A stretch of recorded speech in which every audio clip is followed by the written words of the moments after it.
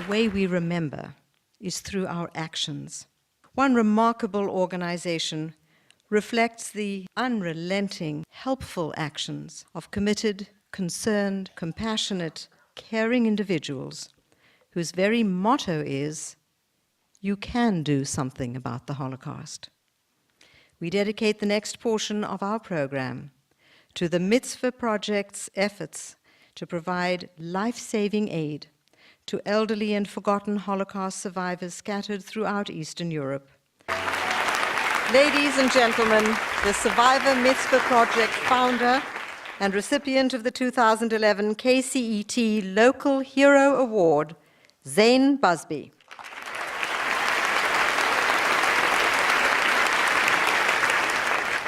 It's really an honor to be here tonight. By way of introduction, I am a television comedy director, which I know is absolutely miles away from the Holocaust. But in 2001, I went on a trip to Eastern Europe to visit and seek out the birthplaces of my grandparents. And my life was forever changed.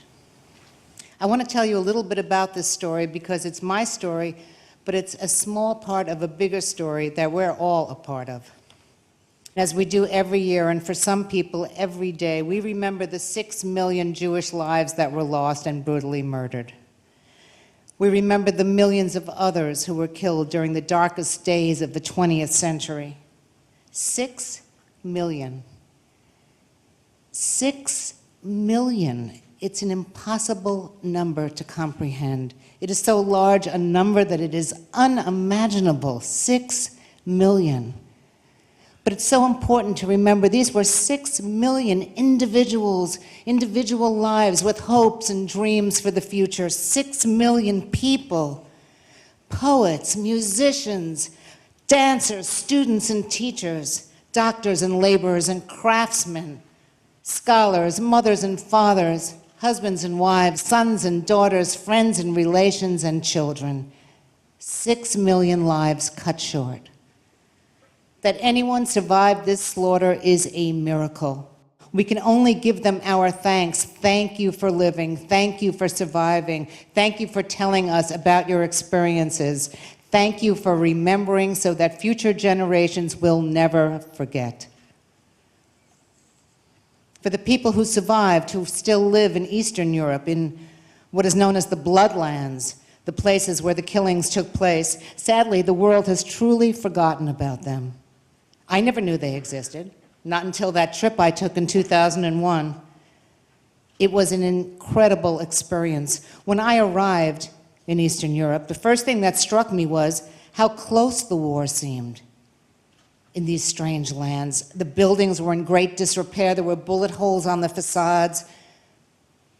Everything seemed like it just happened yesterday. Villages were empty and rotting away. It was an incredible ruin of a landscape. It made the period of the Holocaust seem so close. As if it was yesterday, I was going down the same streets, crossing these same rivers, passing these same forests, these same swamps where hundreds hid and thousands were murdered. And as I explored my own roots, I discovered much more than I was seeking. I found elderly survivors living in tiny huts without food, without heat, without medical aid, without anyone at all to help them. Alone and forgotten, they were still suffering. It was as if the war never really ended. Now, who were these people? What were their stories? Many were sole survivors of their families. Some were brave partisans that fought in the forests of Belarus. Some survived evacuations where they were bombarded by German airstrikes. All of them running away from the Einsatz group and the mobile killing squads who roared into towns and villages on motorcycles, killing every man, woman, and child in their path, in the most brutal of ways, by the hundreds of thousands, and then torched their villages to the ground. These people are truly the unluckiest generation. The oldest people that I met, born in 1911, experienced World War I and the Russian Revolution as children. Civil war, dislocation, evacuation, widespread violence. If they survived that, along came the pogroms of the 1920s and the famines of the 1930s imposed by Stalin. Thousands were murdered, thousands starved to death. And if they survived that, came the rise of Nazism, and then the full-blown Holocaust, with Eastern Europe receiving the greatest losses of all the other areas combined: families killed, evacuation, starvation, ghettoization, slave labor, more loss, more destruction. And if they survived that, they were caught behind the Iron Curtain, where it was a crime again to be Jewish, to own a Yiddish book, to speak their own language, a crime. And if they survived that, came Stalin's purges of the 1950s, when many were sent to the Gulag for an additional 10-year sentencing. Families perished, more loss, more dislocation. Then a few years and came Chernobyl, radiation, cancers, deaths, upheaval, relocation again. And then perestroika, which to us seemed like a wonderful thing. Oh, the East is opening, but for them, it meant that the infrastructure of their countries totally collapsed around them. They went to bed one night and woke up the next morning, and every penny they had earned their entire life was gone, leaving them in their old age penniless and without any hope. When I returned from that trip in 2001, I couldn't get these people out of my mind. I just couldn't. I was on a comedy soundstage thinking about them, going, who's going to take care of them? The winter is coming. What about that woman I met? How will she chop the firewood? How could they all possibly face the enormous challenges of old age and illness alone? I was compelled to do something. I didn't know what to do, so I just started the Survivor Mitzvah Project, which now brings direct and continuous financial aid to those Holocaust survivors in Eastern Europe who are without any other lifeline, who do not receive reparations, who do not receive money from anywhere. It started with just the 8 people I initially met, and now has grown and grown, and it's helping now 1,500 survivors in over 7 countries. Thank you.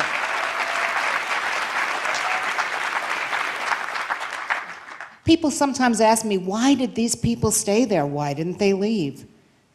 Well, you know, some, right after the war, they went to what was left of a home, and they met every train for years, hoping against hope that one person, one solitary individual that they had known before the war, a loved one, an acquaintance, someone from their town, would step off that train. Some too sick to move, too frail. Some tried and tried but just didn't know how to get out, and then the Iron Curtain fell and they were trapped. And some said, I will never leave. They've killed everyone and everything that once was, and I will tend the graves of my ancestors and stay here like my parents did, and I will tell all who come here what happened here. I'm not going anywhere. These are the people I met on my journeys. These are the last of the Mohegans all over Eastern Europe, people in their 80s and 90s who as recently as just last week in Latvia and Lithuania took us to the forests, walked me through the old shtetls and the ghettos and the partisan bunkers in their towns and villages and told us their stories. These are the survivors who have been forgotten, who we remember tonight, the survivors who we visit and correspond with, who have written us thousands and thousands of letters telling us their stories, letters which now have become part of a unique and growing educational archive for future generations. And from these letters, the scope of this tragedy unfolded to me in ways I never could have imagined. As one survivor wrote, if fields were sheets of paper and I possessed gallons of ink, I could still never relate everything that happened to us. Now I'd like to introduce 3 wonderfully talented actors and committed humanitarians, Ed Asner, Frances Fisher, and Valerie Harper. I am Mara Abranovich. I received your letter, and for that I am very much thankful to you. I was born in 1925. There I lived with my family. My mother died when I was 8 years old. I also had brothers, but they were shot at the start of the war. In 1941, I escaped. I ran deep into Russia. That's how I survived the war. The fate of the Jews who were left in my town was terrible. Those who did not save themselves were all shot, all put in one grave, all together. Children, men, women, and elders. Everybody was undressed, naked, and shot. The whole was covered with lye. Those who witnessed this told us that for 3 days after, the earth in this grave was raising up and down, and that there was moaning coming out of that grave. There were more than 8,000 people in there. This is the fate of the Jews of my town. Today, there are only 6 Jews remaining. Such is our history. With respect, Mera. I am Manya Kemarova from Belarus. My mother and father had 5 children. When the war started, the oldest was 11, the youngest 2. We ran from the killing squads. My grandfather and grandmother on my mother's side were burned alive in the hut, into which were chased all the Jews who didn't want to leave their native and familiar places. Mama told us they saw a glow and smelled burning human bodies.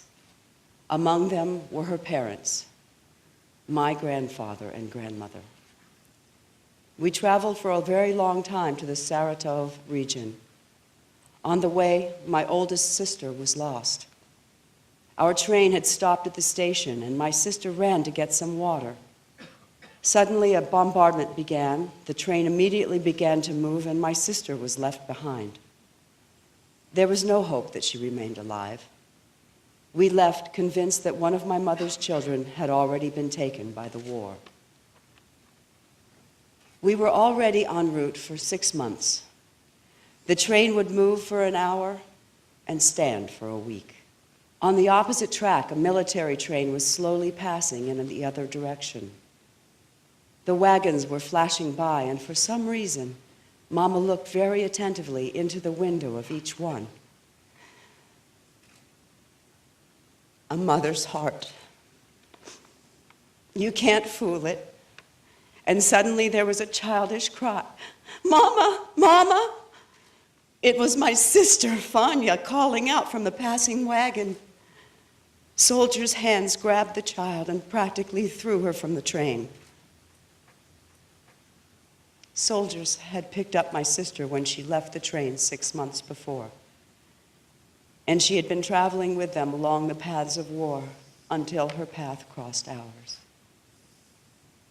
There is more to tell. When the war was over, we returned to our home and found it only in ashes. Our entire little town was burned to nothing. But what happiness it was with tears in our eyes that we were home, although no one had any houses. And so we began to live in earthen huts. Be happy, my American friends.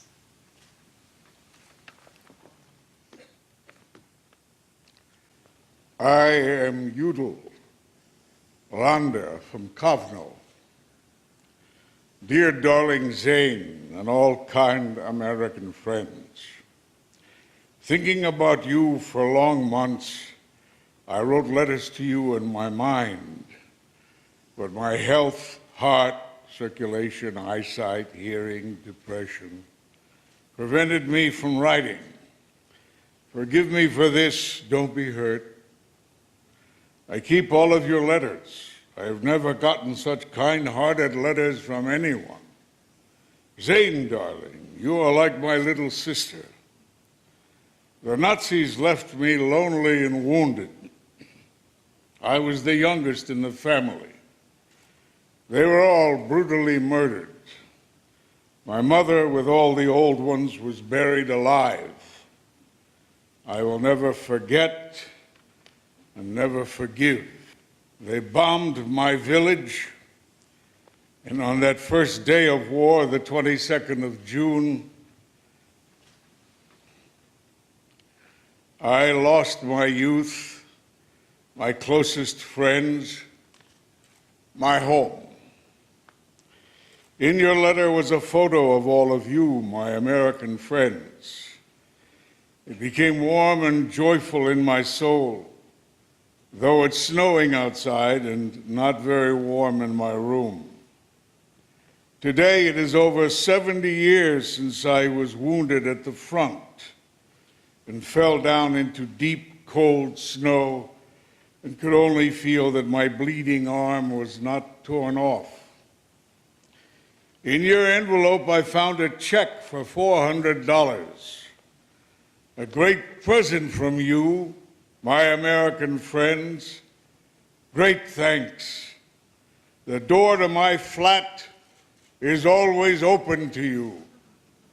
You've become like my own family.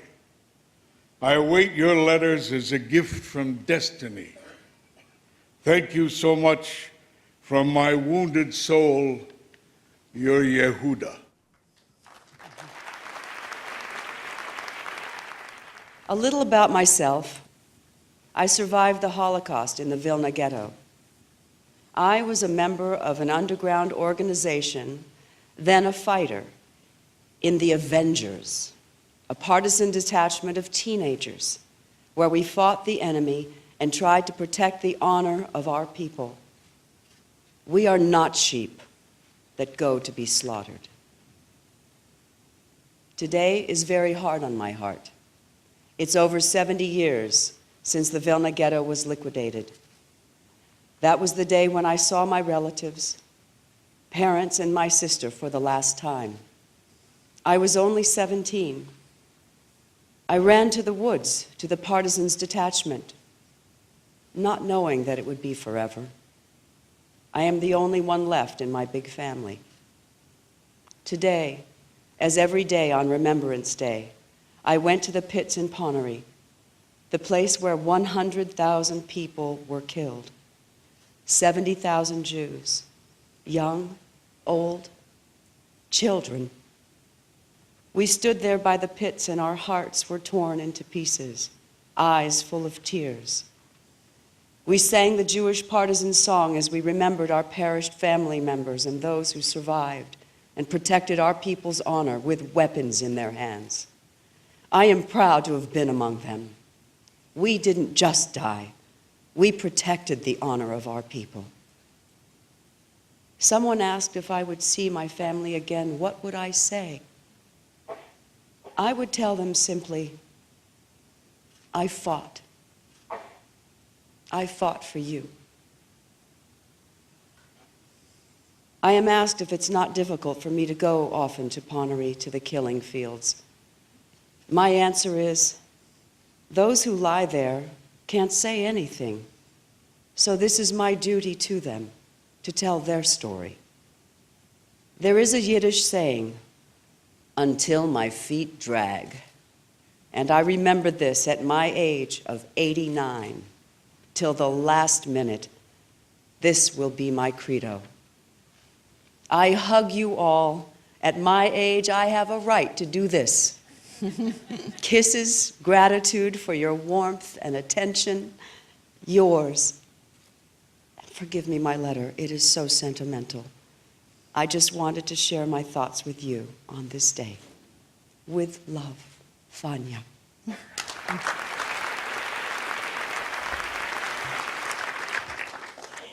Greetings, my dear American friends. I received your letter. A letter from America is not just a letter, not just paper. Hearing from you tells me that in distant America, someone remembers me, a person practically from another dimension. Running from the enemy, we left behind our comfortable dwellings, left our photos and all our belongings. But about this sorrow, nobody ever speaks. We left behind our old people. Our lives were spared, but our roots were destroyed. Nothing was left of the Jewish community, not a memory, no language, no holidays, no Jewish schools, no synagogues, and above all, no old people. The roots, who can raise the young ones like Mother Earth feeds offshoots and leaves, But these shoots and leaves now had to begin with nothing. And this nothing did not remember its God because it didn't even know its own language.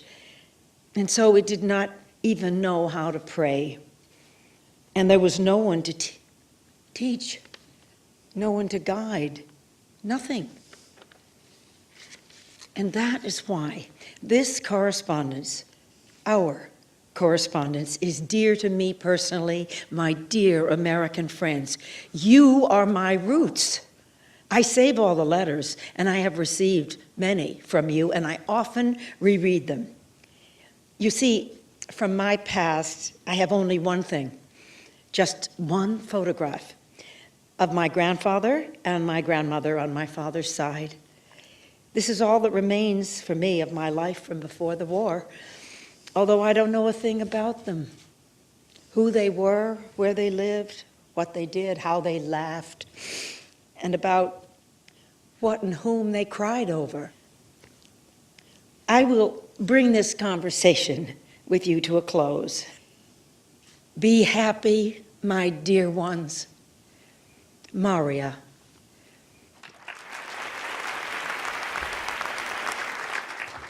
I am Hirsch from Nemeshin, Lithuania. My dear American friends, I received your wonderful letter and check, for which I am very grateful. Your letter is like a breath of fresh air for me.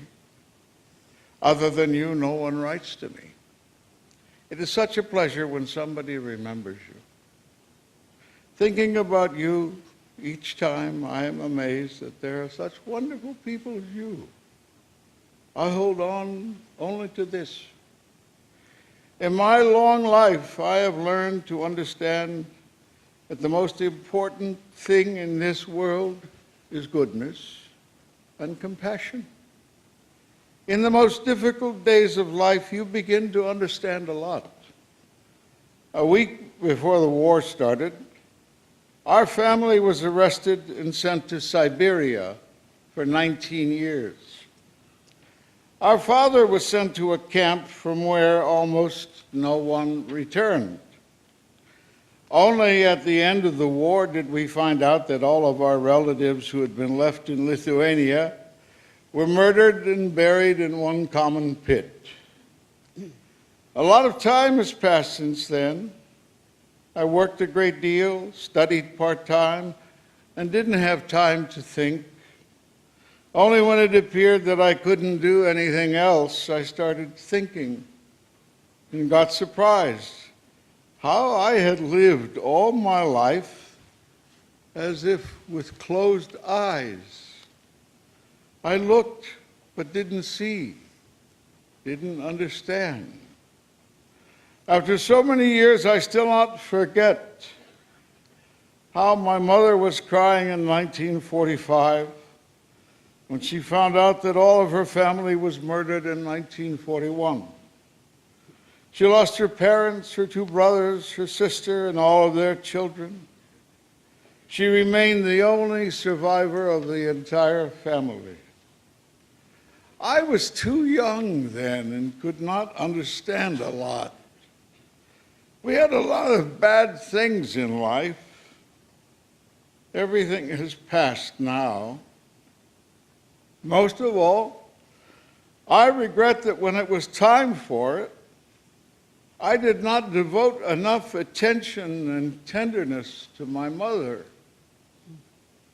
It was too late when I realized it. With great esteem and love, Hirsch.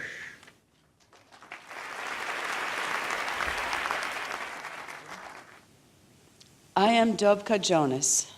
An unforgettable day happened today.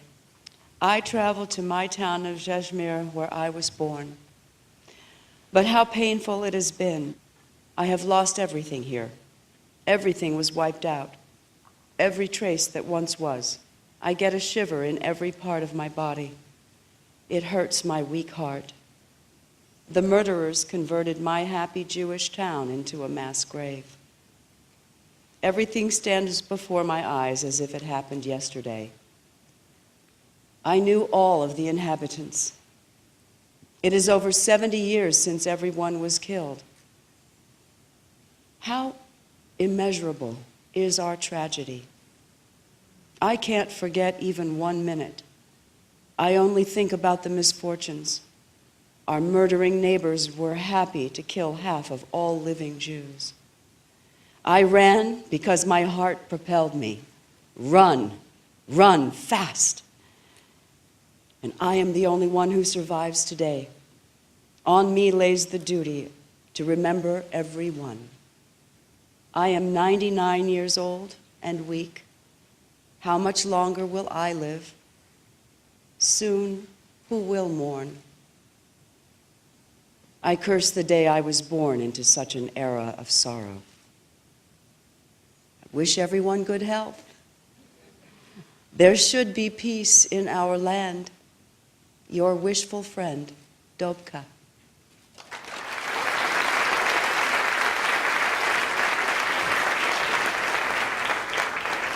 In 1939, at a crucial point in history, the world turned its back on these people.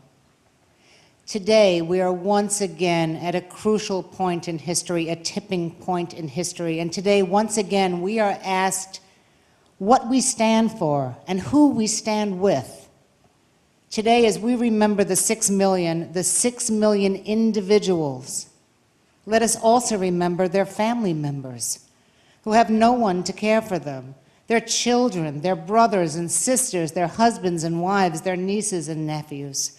Let us remember those who survived so that no Holocaust survivor is ever alone and in need, not on our watch. We can join together on this. In doing so, we can write a more hopeful final chapter of the Holocaust, one of friendship, love, and kindness. I'd like to thank Ed Asner, Valerie Harper, and Francis Fisher for those incredibly moving readings tonight.